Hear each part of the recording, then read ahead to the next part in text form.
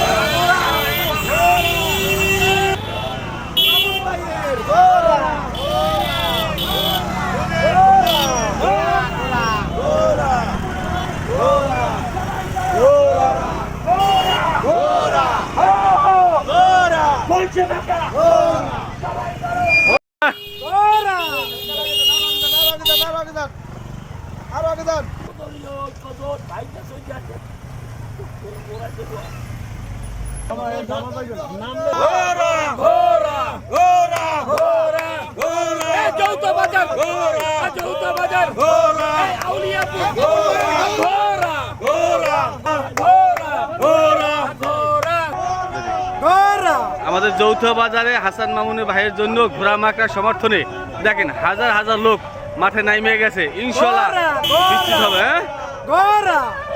হ্যাঁ